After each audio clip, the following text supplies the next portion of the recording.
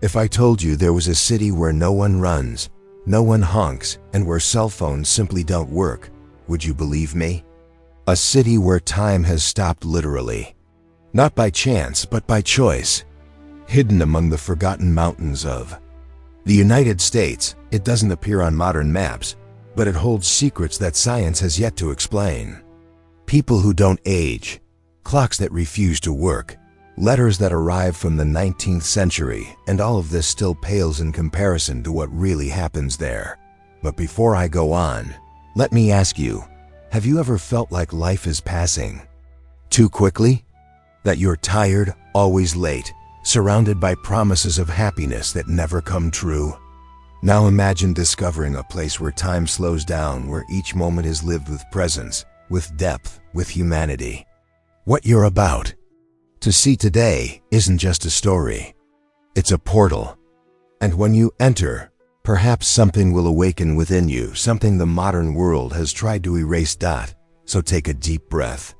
Because in the next few minutes, you'll discover a place that shouldn't exist but does. And perhaps, at the end of this journey, the question you'll ask yourself won't be, how is this possible? But rather, why do I continue to live the way I do? Welcome to the Timeless Valley, where the past speaks to the present and the future depends on what you feel now.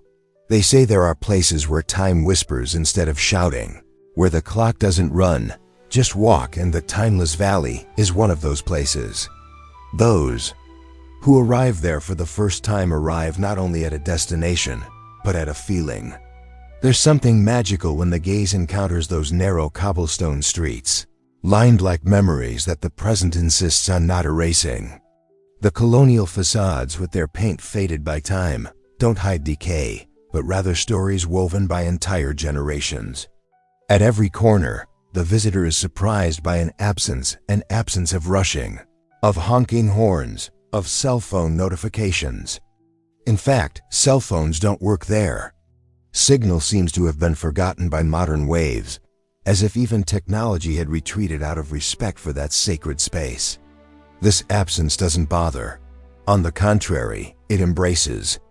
It awakens empathy, invites understanding of a more leisurely way of living, governed by wisdom, love, and respect for the little things. Life there pulses with an almost ceremonial rhythm, where every gesture seems weighty and meaningful. There are no gleaming storefronts or flashy facades, but there is kindness in people's eyes and affection in the details of everyday life. A place that inspires with its stillness, where humanity rediscovers its own voice in silence. When visitors walk among the iron streetlights that are still lit manually in the late afternoon, they feel transported to a time when words were more valuable than speed, where trust between neighbors was sealed with a handshake, not digital contracts. The city seems to whisper ancient secrets, like a grandmother telling stories by the stove. The cars, relics of decades past, are so well preserved they could be in a museum. But there, they are used daily, with the naturalness of those who don't need the new to feel complete. This reveals something profound, the resilience of a people who prefer to preserve their essence rather than mold themselves to the outside world. A people who believe in overcoming challenges without relinquishing their identity. Every wooden sign, every crooked roof seems to say, "We chose this way." And there's no arrogance in this, only courage. The courage to keep alive a way of life based on collaboration, altruism, and perseverance. The most curious thing is to see how this choice affects visitors. They arrive seeking curiosity and find inspiration. They arrive for adventure and leave moved, transformed by an experience that challenges their way of seeing time. It is in this nearly untouched setting, amidst the contours of the mist that kisses the mountains at dawn, that the true spirit of the Timeless Valley is revealed. A spirit shaped by emotional intelligence, practical intelligence, and above all, by values rare today. Those who stay there for a few days begin to realize how the silence speaks volumes, how the absence of external distractions reveals the presence of a more meaningful life. Amidst the apparent solitude, the generosity of neighbors who know each other by their first names flourishes, who care for each other without expecting anything in return. It is there that one learns that fear often arises from haste and peace from pause.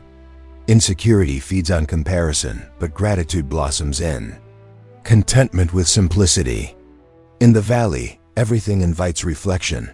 What if time weren't an enemy, but an ally?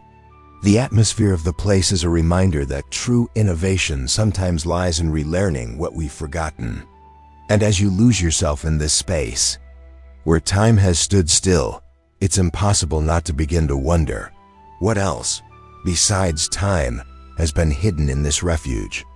The answer may lie in the next fold of this story. As the sun slowly sets over the rooftops of the timeless valley, a sound cuts through the silence like a subtle reminder: the church bell.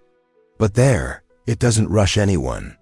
On the contrary, it's almost like a sonorous embrace that welcomes the residents' calm steps, reminding them that even with time so timid there, it still exists. And it exists with dignity, without rushing. The bell doesn't signal urgency, it marks presence. And that's precisely what sets this place apart from any other point on the map. Life there doesn't rush, it moves with purpose. In stores, payments are still made with notebooks, pencils, and trust. There's something deeply symbolic about this. The exchange isn't just of goods, but of respect and sincerity. The cafes exude the aroma of freshly baked cake from the wood-fired oven, and the recipes, stored from generation to generation, in memory, not on websites. This, in itself, reveals a rare kind of wisdom, that the most precious knowledge isn't archived, it's transmitted with affection. This is how the city works, not through systems, but through invisible bonds, made of tradition, understanding, and emotional intelligence. The corners of the valley are like small time capsules. Turn one of them, and you'll find an old bicycle propped against a tree, a group of women chatting on straw chairs, or a teenager tuning a violin in the backyard. Nothing seems to fit into 21st century standards, and yet everything there makes profound sense. A modest-looking movie theater with a yellow bulb sign shows only black and white films, and yet it's always full. Because more important than the brightness of the screen is the sense of community, the ritual of being together. This is one of the valley's greatest treasures, the power of collectivity, of genuine collaboration. The modern world seems to have forgotten how much a simple gesture of empathy can transform someone's day. But there, this generosity is routine. Children learn early on that helping an elderly person with groceries is worth more than getting a like. And adults know that asking for forgiveness when necessary is a sign of greatness, not weakness. There is no shame in humility, nor is there a rush to be first. There, true triumph lies in being present, whole, human. Perhaps that's why time chose to stop precisely there. Because it understood that, in that place, it would be respected. That it would be treated with affection, with the delicacy it deserves, not as a tormentor, but as a silent teacher. Every detail of the valley, from the modest storefronts to the park benches marked by decades of use, carries a rare kind of affection. An affection that doesn't need Wi-Fi to connect, only presence. And it is this presence that transforms everything. Life in the timeless valley is a constant reminder that there is beauty in simplicity, enchantment in the everyday, miracles in small routines. And this is not utopia. It is a choice that demands courage, resilience, and above all, inspiration. Because living like this, against the tide of haste, requires a kind of strength that is measured not by numbers, but by values. And when you walk through those quiet streets, where time seems to doze under the trees, a question begins to arise, half shy, half provocative. What else could be hidden behind this enchanting stillness? In the timeless valley, silence tastes like a secret. It's not that empty, solitary silence, but rather the kind of silence that observes, that listens, that seems to know more than it says. The city, so peaceful in its routine, carries within its folds an aura of mystery that sends shivers down the spines of even the most sensitive. It's common to hear, in whispered conversations between steaming coffees and creaking wooden benches, stories that defy logic and spark the imagination. One of the oldest tells of a man who appeared in 1913 and never aged. His eyes, they say, remain youthful, though his clothes are out of date and his answers are always evasive. Another frequent story is of a house on a remote hill where all the clocks stopped at the same time and never started again. Some say that time inside simply refuses to move on. These stories, somewhere between fear and curiosity, are treated with a mixture of respect and fascination, as if somehow they too were part of the beating heart of that community made of understanding, wisdom, and emotional intelligence. What's most intriguing is that no one in the valley denies these stories, they just don't confirm them. It's as if everyone knows something, but has made a silent pact not to violate the mystery. And this isn't born of fear, but of respect. A deep respect for what can't be explained, but can be felt.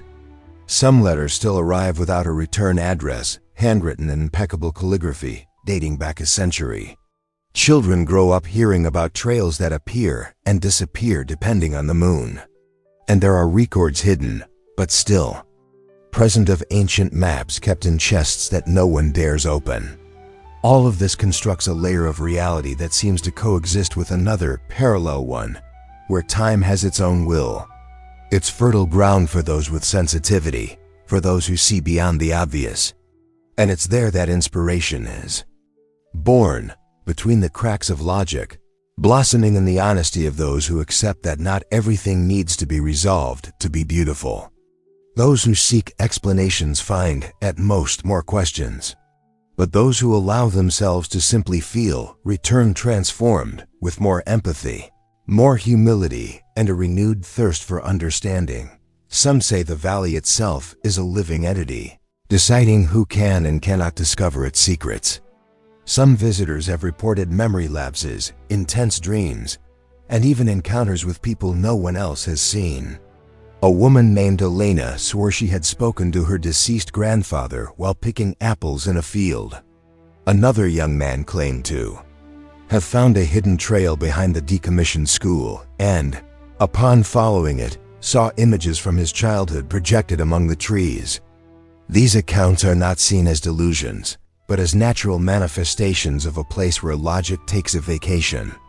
And it is in this space where mystery flirts with reality that the valley's true richness is born. Its ability to remind us that life is not about answers, that there is power in doubt, that there is learning in uncertainty, that faith, whether in the invisible, in love, or in one's neighbor, is one of the purest forms of intelligence. And when the visitor begins to accept that they may never have all the answers, they are ready to see what truly matters, the invisible that connects everything, and perhaps what lies ahead will be even more surprising than all the mysteries revealed so far. If the timeless valley is a reliquary of time, its residents are the silent guardians of its essence. Each face, each gaze, carries stories that cannot be contained in words, only in experiences. Donna Adelia, for example, is a living portrait of a past that resists blossoming in the present. With her hands wrinkled by time and tenderness, she makes lace that is mesmerizing, as if each stitch held ancient secrets. She says she learned from her great-grandmother, simply by observing, without ever having read a single instruction. Her memory is not limited to dates and names, but to textures, smells, and silences that speak volumes. Suwakim, the watchmaker, spends his afternoons repairing pieces that are no longer made. But when asked, he responds with an enigmatic smile. I repair time, not watches. There is wisdom in these words. A wisdom that transcends the literal and makes us wonder, are we also trying to fix time, but in the wrong way? The answer, perhaps, lies in attitudes like theirs, full of humility, patience, and affection. These figures, walking slowly through the cobblestone streets, are much more than local characters. They are living monuments of humanity, of empathy, of a resilience forged in adversity, but softened by understanding. Each resident knows the other by name, by stories, by pains, and by victories. There is no room for loneliness in the valley, at least, not the loneliness that corrodes. There, if someone cries, another offers a hug. If someone celebrates, everyone celebrates together. And this is not only beautiful, it is profoundly revolutionary. In a world where walls are built ever higher, physical and emotional, the only existing wall is that of the school, covered in children's drawings. The residents live by bartering. The baker delivers fresh bread and receives eggs in return. The music teacher gives violin lessons in exchange for vegetables from the garden. This is more than nostalgia, it is humanized innovation, a model of effective economy. A living example of how collaboration can be the solution to a fairer, simpler, happier life. That it is impossible to walk through that place without feeling deeply touched. The power of kindness manifests itself in the details, in the free smile, in the note left on a neighbor's door, in the hot soup brought to the sick woman on the corner. And all of this is not done out of duty, it is done out of love, out of compassion, out of that sense of mutual responsibility that only flourishes where there is true trust. This trust was not bought. It was cultivated over time, with care, with initiative. The residents are true masters of emotional intelligence, of active listening, of kindness that does not expect applause. They are invisible heroes who show that, yes, it is possible to live differently. And perhaps that is why, upon crossing paths with them, the visitor feels something shift within. A welcome discomfort, a subtle inspiration, an unspoken question. What if I could live like this too? And it's at this point that the story begins to intertwine with the soul of the listener. Because, who knows, perhaps the true miracle of the valley lies not only in its landscapes or its silence, but in the hearts of the people, who chose to make it a temple of humanity. In the timeless valley, no one walks alone. Loneliness finds no place to rest there. There's something deeply moving about the way the residents intertwine like the roots of a single tree, even though each grows in its own direction. When someone falls ill, the news doesn't need to circulate through messaging groups or social media. A worried glance out the window is enough, and soon someone knocks on the door with herbal tea, hot soup, or simply a welcoming silence. Compassion isn't taught in the classroom. It's inherited through coexistence, passed from hand to hand, like fresh bread in the morning. Birthdays don't have printed invitations, nor do they need them. The central square fills with voices, laughter, and cake shared among all. Trust is so deeply rooted that doors rarely have locks, and children roam free under the collective gaze of an entire village that raises them. It's a life where generosity isn't a rare virtue, but a shared good, made of affection, respect, and the courage to be vulnerable before others. The stories told around the campfire are the city's true heritage. It is the elders who, with slow voices and eyes filled with memories, teach the new generations that life is not measured in material achievements, but in human connections. A 10-year-old boy knows who the baker's grandfather was, understands the value of a hug, and has already learned that apologizing doesn't diminish anyone. There is wisdom in this education that springs from example and coexistence. Values are taught not with primers, but with gestures, with a hand that welcomes, with an ear that listens, with time that is offered without haste. In this context, collaboration ceases to be effort and becomes a habit. Children learn to share before they even understand the word selfishness. Young people grow with a sense of belonging, and the elderly don't fear being forgotten. Everyone sees themselves as part of the same social body, pulsing in harmony. Hope is born not from political promises, but from mutual care. And this is revolution. A revolution made of simplicity, sincerity, and pure humanity. And it is precisely this humanity that keeps the valley's flame alive, as if each Residents were a guardian of the time that matters, the time of relationships. When someone leaves, grief is shared. There is no rush to move on. There is permission to feel, to cry, to remember. One's pain is softened by the embrace of another. This is empathy in its most beautiful form. And as small as the city may seem, to those accustomed to large centers, it harbors an immensity of values that the outside world has forgotten. Values that inspire, that provoke, that make us look within and ask, how many real connections have I cultivated? The valley, with its simple architecture of soul, reminds us that we don't need much to live well. It is enough to be seen, heard, loved. And perhaps the deepest secret of that community lies precisely in this detail. There everyone feels part of something greater, something eternal. Something that, as it draws closer, begins to guide us toward the small miracles that happen every day, even when the world isn't looking. In the timeless valley, beauty doesn't shout, it whispers. It dwells in the details the modern world no longer notices. It's in the smell of bread coming out of the bakery at 5:30 in the morning, when the sun still peaks between the mountains and the mist dances over the rooftops.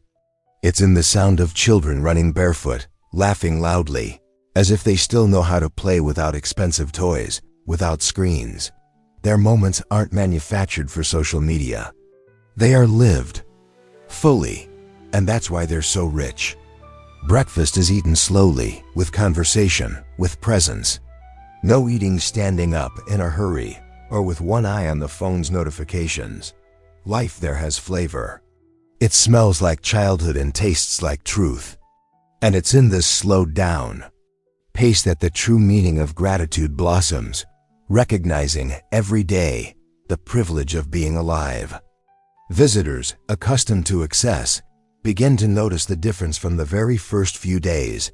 A flower growing among rocks, an elderly man reading a book in the shade, a child picking apples with his grandmother. Small things seemingly, but of immense, almost sacred value. And when one lives attentive to the details, life becomes a silent spectacle. Around every corner, a scene that could become poetry. The man who plays the harmonica on the porch every afternoon, promptly at 6. The young woman who writes letters by hand on scented paper and delivers them on horseback as in ancient times. The woman who grows sunflowers in her backyard and lets the children choose when to take home, as if distributing hope in bloom. These simple rituals become emotional anchors, proof that it doesn't take much to live fully. Emotional intelligence there is visceral. People know that a word can heal more than 1,000 promises, that a gesture of kindness can rewrite someone's day. That's why, in the valley, the smile is generous, the look is present, and time isn't wasted, it's invested. Every action carries intention. And this intention has a name: love, kindness, compassion, initiative, affection. Values that can't be bought, that can't be publicized, that are simply lived. And in living them, they transform everything around them. The radio plays old songs, the kind that bring tears to the eyes for no apparent reason. They're songs grandparents sang, songs that rocked ballroom dances and serenades under the moon. And even with their simple melodies, they still resonate deeply because they carry truth. The visitor begins to understand that the valley hasn't stopped in time out of nostalgia, but out of wisdom. That resisting the rush is an act of courage, and that being present is the greatest innovation. No one there is trying to impress. Everyone is simply being, with honesty, with humility, with an unshakable faith in the beauty of ordinary life. There's no need for great feats to feel fulfilled. A day well lived is enough, a loaf of bread shared, a heartfelt embrace. And it's in this environment that the seed of change is planted in those who observe.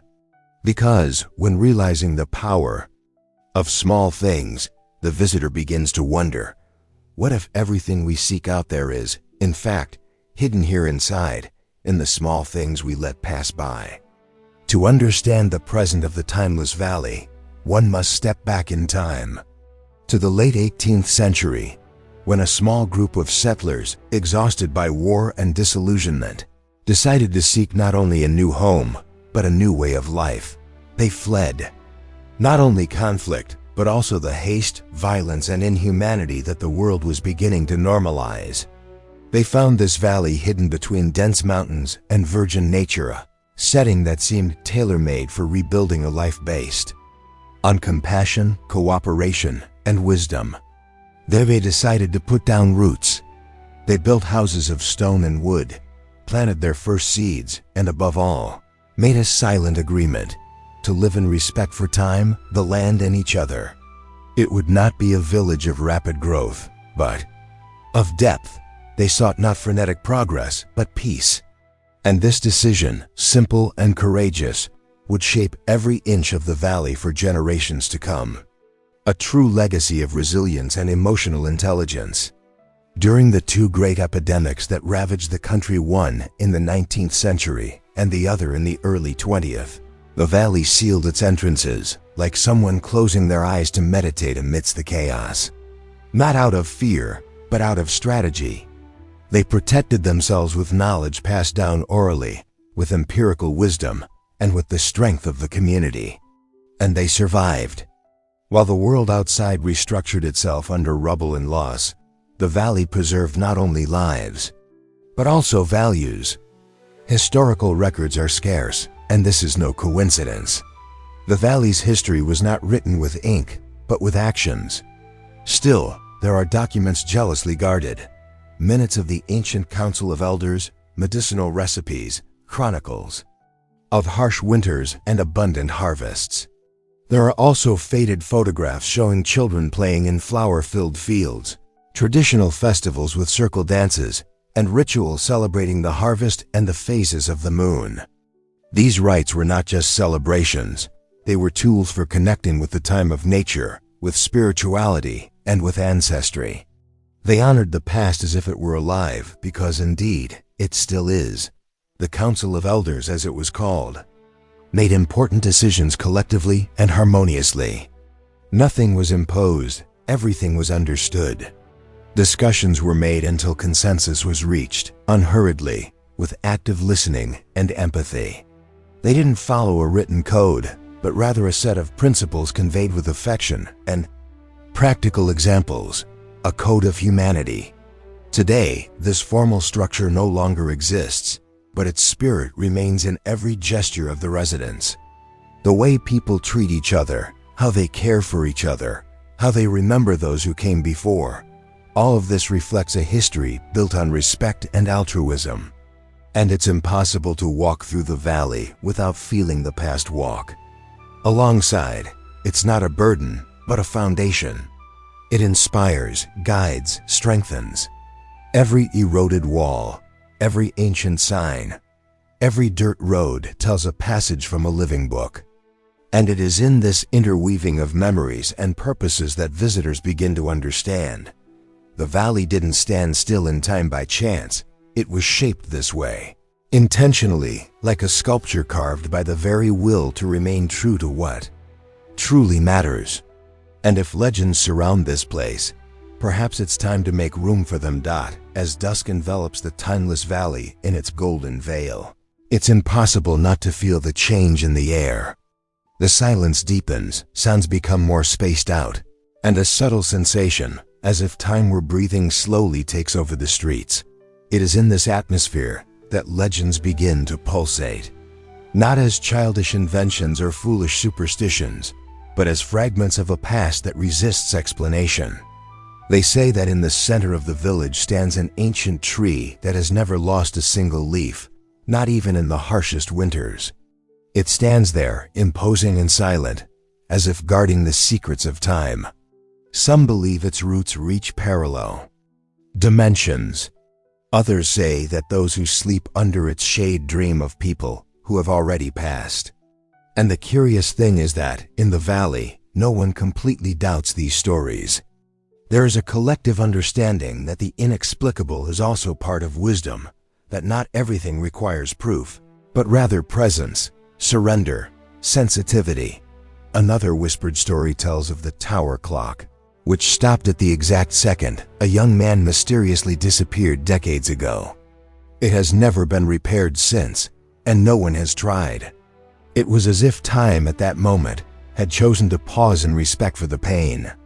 There are also those who swear they hear voices at dusk, murmurs that seem too ancient to be of this world. Some letters, written in 19th century calligraphy, arrive without a sender, with enigmatic phrases and indecipherable symbols. The residents, far from being frightened, receive these phenomena with a mixture of reverence and resignation. As if they understood that the valley is more than a physical space, it is a meeting point between times, dimensions, and consciousnesses. This natural acceptance of anomalies is an example of rare emotional intelligence, of courage in the face of the unknown, and of a spirituality that does not impose itself, but manifests itself in everyday life, between the lines of routine. And then there's the most disturbing legend, that of a hidden tunnel, whose entrance only appears to those who aren't looking for it. It's believed that this tunnel connects the valley not to another place, but to another time or to several times simultaneously. Some visitors have reported entering an old barn and emerging, seconds later, at a point far from the village, as if space had curved. Others claim to have seen deceased loved ones, only for a few moments, as if time opened up gaps for brief but profound reunions. These accounts are not disputed. They are welcomed with empathy, with love, with the kind of kindness that says, "I don't understand, but I'm with you," and this is powerful, because it makes us rethink how we deal with what we can't control. The valley, with its serene nature and hidden enigmas, reminds us that life is much more than what we can explain, and that perhaps, hidden between one legend and another, lies the key to understanding what is about to happen now that the world outside begins to draw closer. Even surrounded by mountains and protected by decades of isolation, the timeless valley is not impervious to the onslaught of the modern world.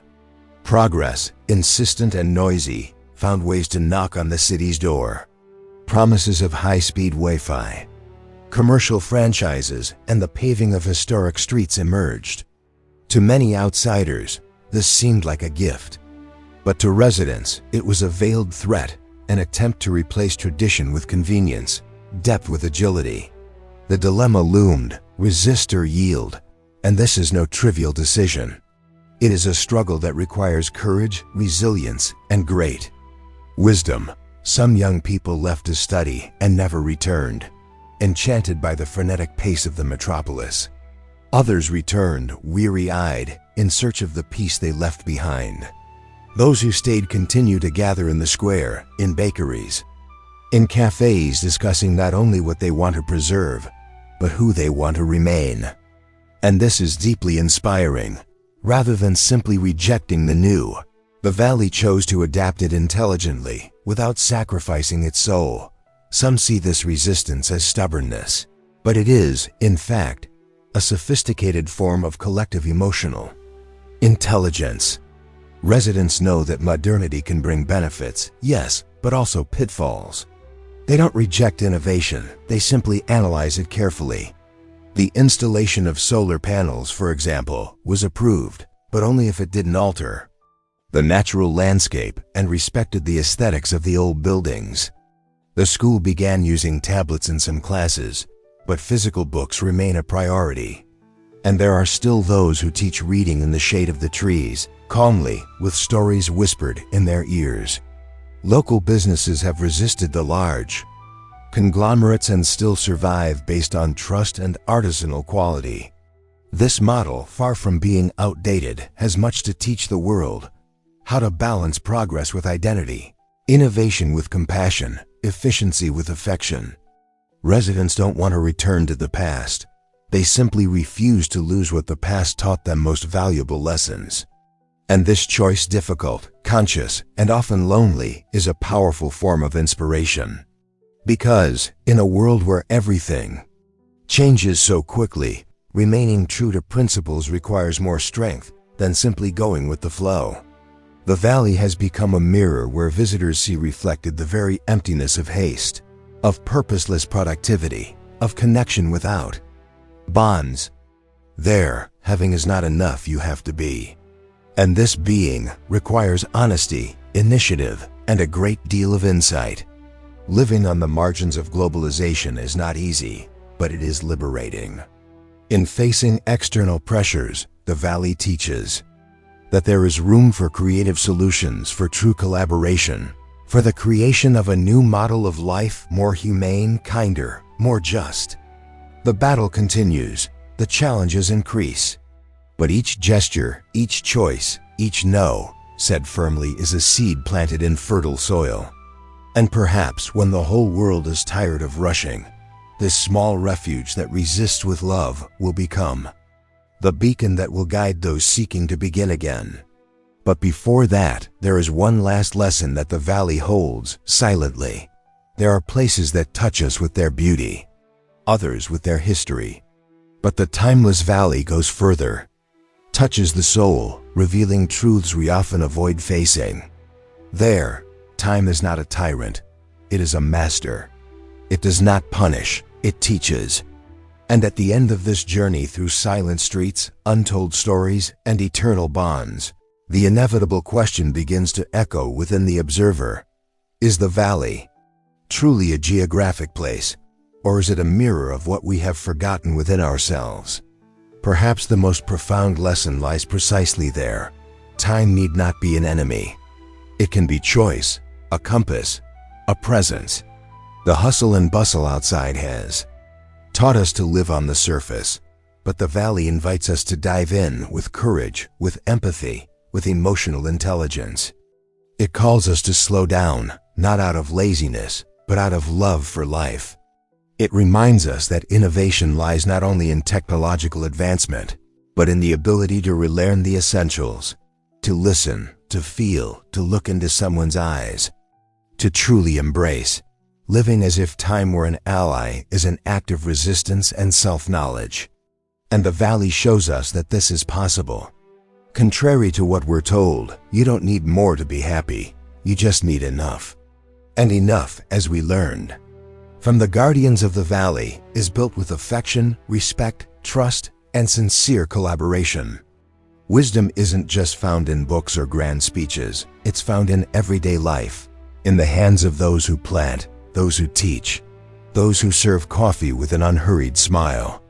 Compassion, so rare in the modern world, blossoms there in every spontaneous gesture. And all of this gently pushes us toward a different way of seeing the world. A kinder, more generous, more real way. Because it's not the valley that's stopped in time, it's we who are accelerating too much, perhaps out of fear. Fear of not getting anywhere. But the valley shows that the destination isn't the end point, it's the way we walk. And this journey can be richer, lighter, more human. Ultimately, the timeless valley is more than a city. It's an invitation, a whisper, a reminder that true time doesn't live in clocks, it lives in connections. In lingering hugs, in conversations without cell phones, in the smell of childhood cake, in handwritten letters, in the welcoming silence. The time that matters is not what passes, but what endures. And maybe, just maybe, the valley isn't even a physical place. Maybe it's within each of us, waiting only for us to recognize it, to have the initiative to access it, to make room for it amidst the rush. Because once we see the valley with our hearts, it never leaves us. And when we return to the world outside, something within us will have changed. As if, somewhere in our souls, time had also stopped. Or rather, as if we had finally begun to live it with meaning.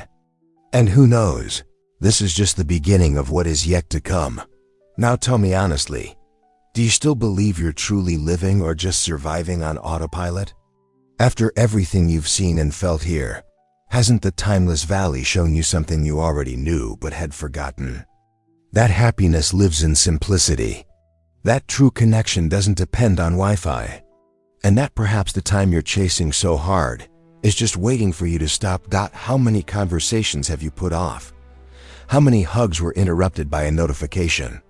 What if today were the day to reclaim what really matters? What will you do with all this now? Will you keep scrolling, or will you take action? Will you wait for the world to give you time, or will you start building it with courage, kindness, empathy, and initiative? If this story touched you in any way, comment below. I also want to live in my own timeless valley.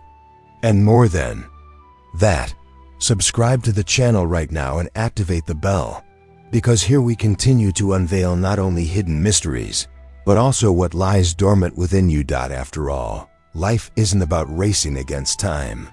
Life is about remembering that somewhere it might still be waiting for you.